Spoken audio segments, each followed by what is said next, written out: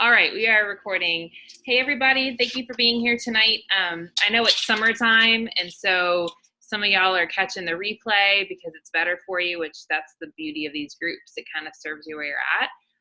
I want to encourage everyone. This is our last week before we roll into another, welcoming of new people. And sometimes this is where we can stall out a little bit and get stuck in comparison, or not comparison, in perfectionism. So I want to encourage you this week to listen tonight to the things that I'm going to share, and then set a realistic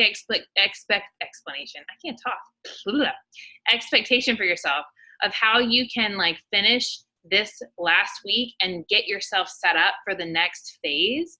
Lots of exciting things are happening. The Morning Meltdown 100 program is releasing on the 15th. For coaches, we actually get to access it tomorrow, which is pretty amazing, and get some workouts to try first.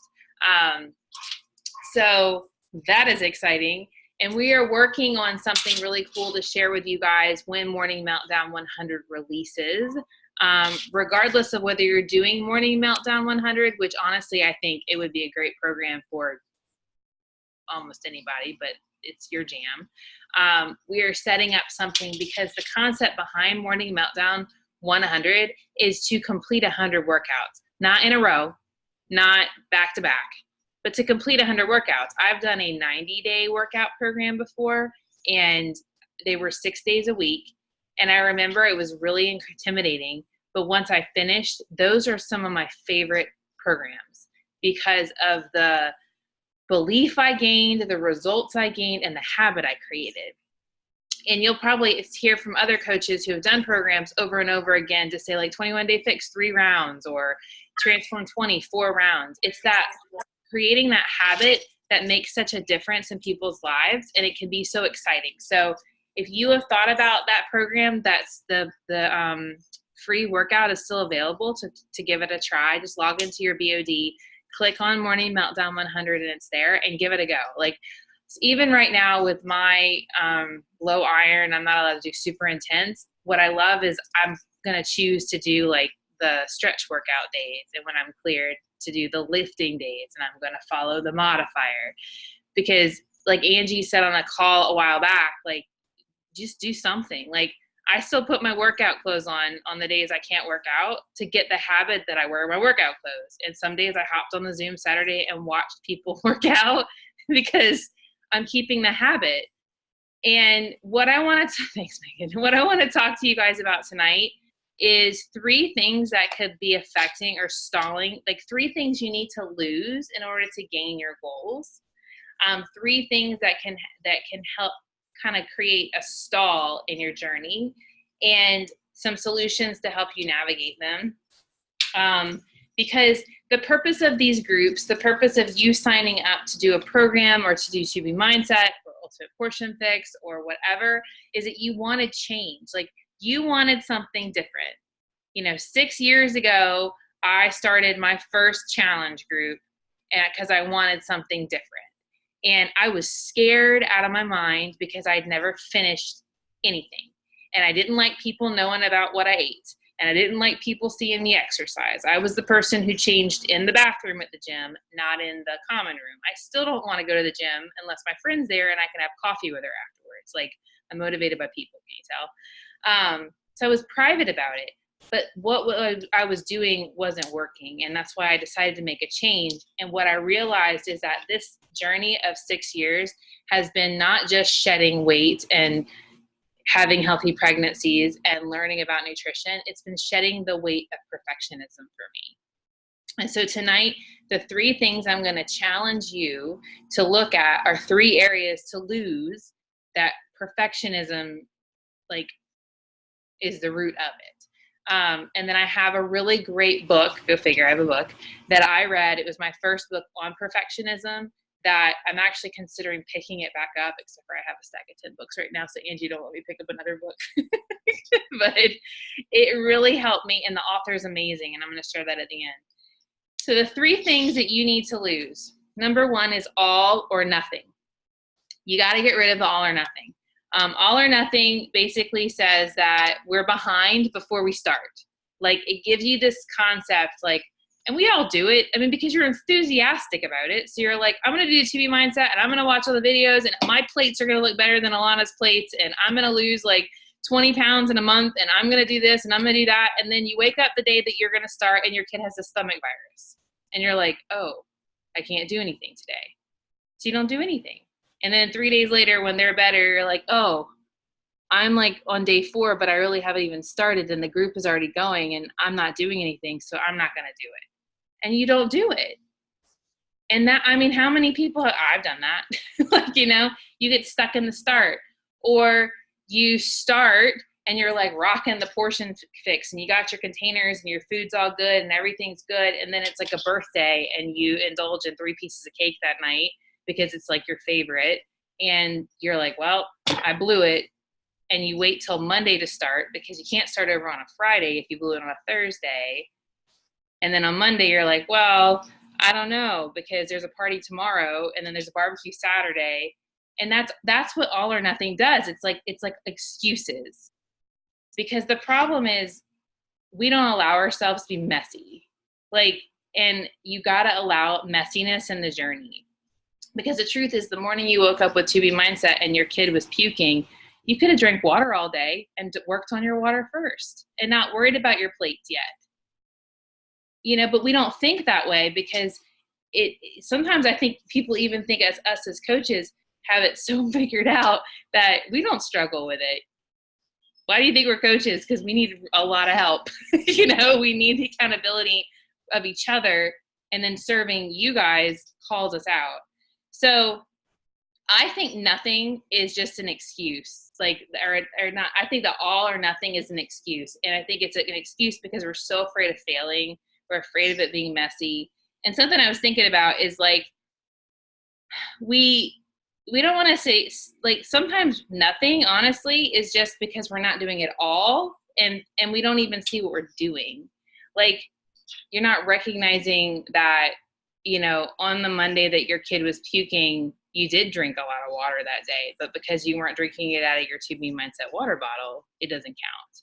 Like, we put this perfectionism that we don't even see what we do.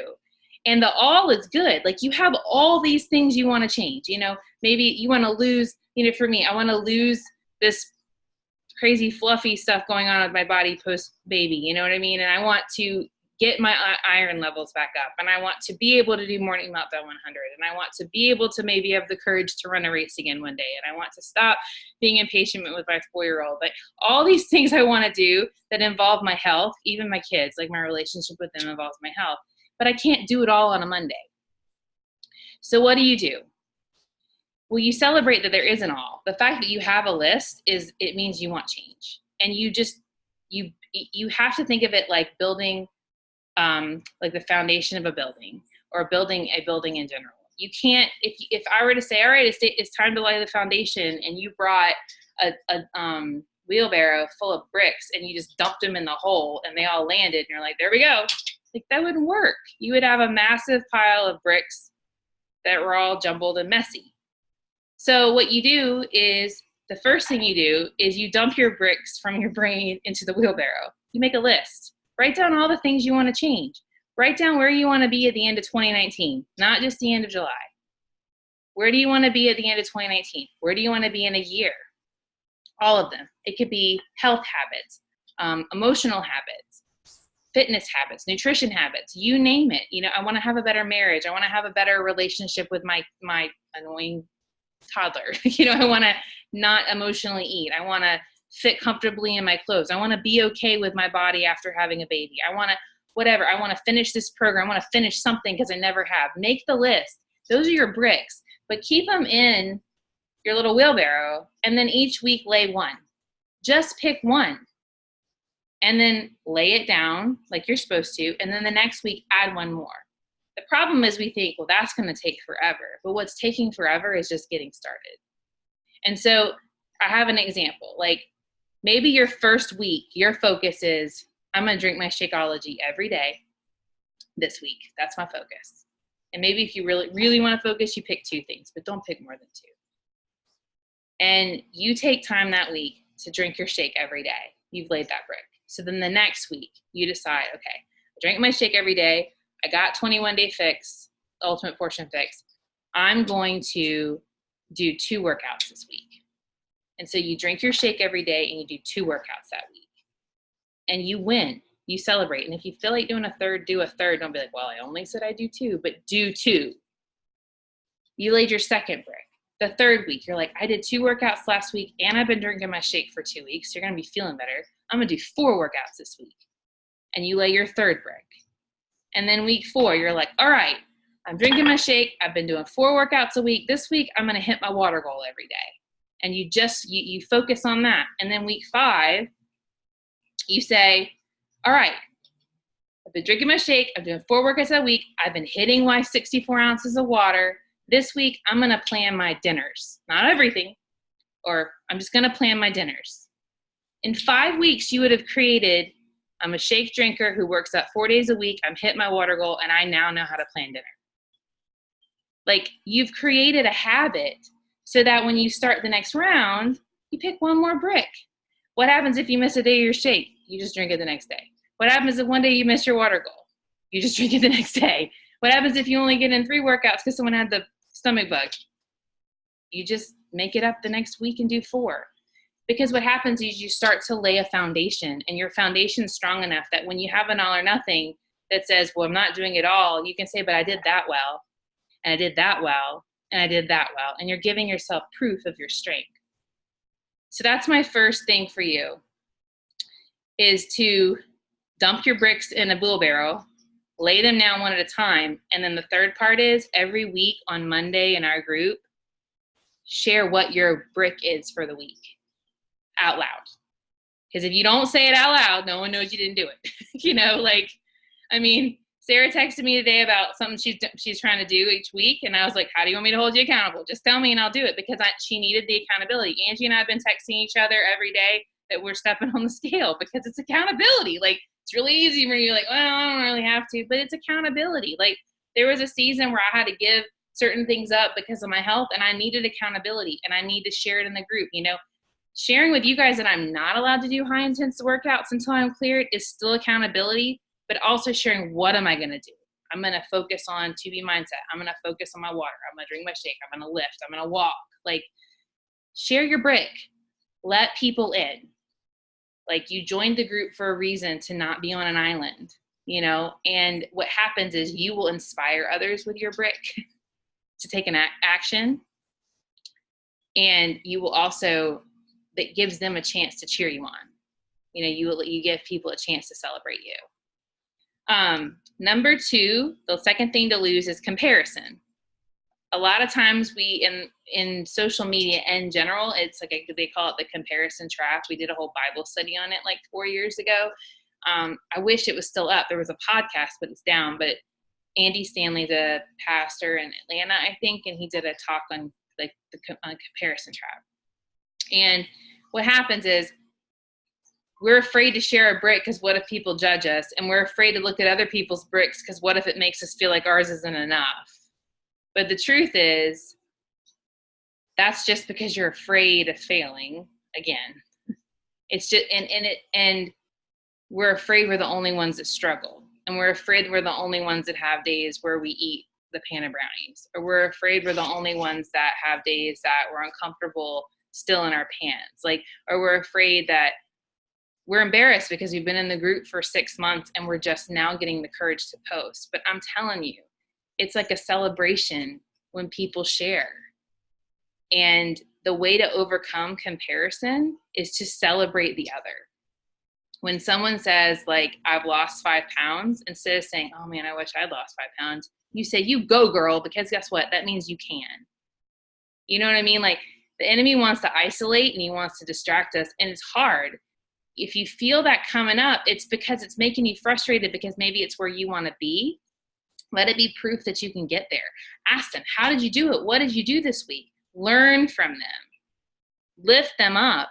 Because the worst thing is, I feel like when people, it's like people don't have any problem sharing their bad news, but people have a really difficult time sharing their good news, because they don't want to come off like they're bragging, or they don't want to come off like they're full of themselves or vain or ego or whatever. But the truth is, we just need to celebrate when we do big, good things because they're good.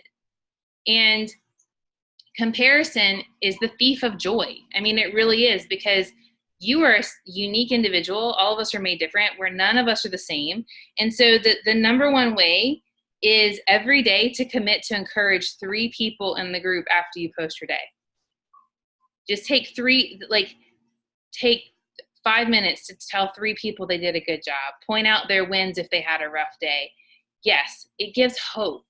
We have such a society of hopelessness, like where people feel alone. And you have the ability to celebrate others. And what happens when you do that is, in return, you stop worrying about the negative talk that you can't, and you start celebrating other people, and you get happy. And then it's easier for you to take step towards your goals, because you're not stuck in she's better than I am and I'll never get there, and why can't I do that? Because you're not saying that anymore. You're saying, she's amazing. I'm so blessed she's my friend. Man, I hate that I'm not there yet, but she's showing me I can. And so catch it. And the way to get rid of it is to celebrate other people. Don't build a wall, don't put yourself on an island. Step away from it and take that time to celebrate others. The last thing that I'm going to share tonight is, don't label yourself. I think we're really guilty of that. I know I am. Have you ever said, I'm just such an all or nothing person, I can't do that. I'm just not good at planning. I'm just a disorganized person. I just never finish anything. I read a book with a friend of mine. It's a parenting book. I think it's called How to Talk So Your Kids Will Listen, How to Listen So Your Kids Will Talk. Yeah. The one thing I remember from that book is labeling is disabling. I hope that was in that book, because that's what we talked about one night. It talks about, like, you label a behavior, but not a person. Okay, did I do that right? Okay, good. Because it was long. And so there is life and death in the power of the tongue. It is in the Bible. And what you say is what you become. And when I was thinking about it tonight, a lot of times I will say things like, I used to say a lot to myself, I'm a bad mom, because I yelled a lot at my kids. And I used to say a lot of times, I am an emotional eater, or I'm just impatient, or I'm just not made that way. Like, I'm just not good. Like, I can't run because I'm just not athletic. Like, I used to label myself. And the problem was, then it created these barriers where I couldn't even start. And so what do you do if you're labeling yourself? Some of us have strengths and weaknesses. So for some of us, we can crank out a planning sheet like that. And for others, you have to spend a little more time to figure out how it works for you, but you can still do it. I have one daughter who is a super organized, like, her shelf is like alphabetized Lego figurines. I don't know if that's true, but it looks like it. Look at my husband and I, like, Maria condos our room. Like, he folds my stuff after I put it away because it's too messy for him. I am not like that. But at the same time, I have my own way of organizing my closet, and it still looks neat, and I have to do it. You know what I'm saying? So we developed our own way. My one daughter who's super neat. My other daughter, you look in her room and you don't even know where she is in the midst of all of it. She knows where everything is. Like, and so you just have to discover, like, where your strengths are and not label. But if you have something that a behavior, take your label and call it what it is. I am really challenged by planning. Meal planning challenges me. Or don't say struggle. Someone one time told me, don't use the word struggle, use challenge, because struggle, it denotes that you're, like, can't overcome. But I'm challenged by all or nothing, or emotional eating challenges me. And then make it your brick that you lay in your foundation by saying, I'm challenged by meal planning. So this week I'm putting that down and I'm going to work on meal planning dinners. I'm challenged by being all or nothing. So this week I'm going to brain dump my bricks and lay one at a time. I'm challenged by, not being good at groups in the past because of fear. So this week, I'm going to post in the group 3 days. Create a habit from the challenge and show yourself that you're brave and that you can overcome. If there's one thing this devotional has really helped me to see, is how God works in all of things, like the weaknesses we have, the community we have, the doors he closes and the doors he opens, and the things we can't, he's made us so fearfully and wonderfully. And so to label ourselves, he didn't like create us in our mother's womb and be like, I'm going to throw a little disorganization in there and a bit of all or nothing. And I think I'm going to make you an emotional eater. Like, he would never call us that. When we're in heaven, he's going to be like, all the emotional eaters stand over here. Like, there's no labels like that. Labeling is it's disabling. And so if you're stuck in a label, then I challenge you, write them down, and change the language. And then you'll start to say, I'm a really good mom, but sometimes I yell at my kids. I'm working really hard on my nutrition, but sometimes I eat too many brownies at night. And you learn to give yourself grace because you're not bound by the chain of that label anymore. Yes, who does he say that I am when you begin to label yourself? Which is so true. And that's another reason why the community is so key. And I know it's summertime, like I said at the beginning, and so we have some of us have like been traveling and we dip in and out when we can. But like, no one can speak life over you if you stay in your home and you never share your challenges. And you shouldn't be ashamed of them. And I sent out to some of my challengers last week a Brene Brown clip from YouTube, listening to shame. If you've never listened to it, just Google her TED Talk on shame. It is so good because it's just another tactic of the accuser. You guys, perfectionism, literally, there's about 80 million ways it creeps in your life. I mean, but these are 3 big ones that I have needed to face. And I felt like when I got stuck, it's usually because I was labeling myself so much that I couldn't get, I'm just a mess. My life's just a mess. I just can't, or it was the all or nothing that used to get me a lot, especially with summertime and holidays. Like, I'm starting some like gut health stuff tomorrow to try to help, and so tonight I was like, ooh, I should eat all the chips and ice cream in the house. But I didn't do it because I don't need to do it. But it's that all or nothing. That's how the other way I would be like, I'm going to eat all of it or I'm not going to eat any of it, But no, I had a little bowl with some guac and I put them away. You know what I'm saying? Because I'm not all or nothing. Sometimes I'm challenged by it. So I want you to think tonight, or if you're listening to this call, which of these, just pick one, you want to work on this week. Which one is hitting you the most? Which one would help you the most? And I want you to tell your coach. I want you to send a message to your coach. And then I want you to commit to which of the 3 is a way that you can be more of a light in our group as we go through the last phase of the 100 Days to Brave the Summer and finish summer together. We have 6 weeks until back to school, you guys. That's scary. My husband said it yesterday. He's like, 6 weeks and school starts. I'm like, oh my gosh, I feel like we just got out. So let's embrace it. I mean, he goes back to school earlier than anybody else, but let's embrace this time to grow together. And just, I refuse to believe that we have to stay stuck. And I know in our group right now, it got kind of quiet. And like I said, some people are traveling, but I was really wondering if some of it is because we're stuck in one of these areas. And so my hope tonight was to speak some truth to anyone that it could help, that you're not alone. Like, the only reason we teach these calls about the topics we teach is because there's stuff we've had to navigate. Like, it's not because I guess I have my master's in being a recovering perfectionist, but or are navigating it. Yeah, I know it's not even July. And he's already talking about going back to school. The book is called You Are Loved No Matter What by Holly Gerth.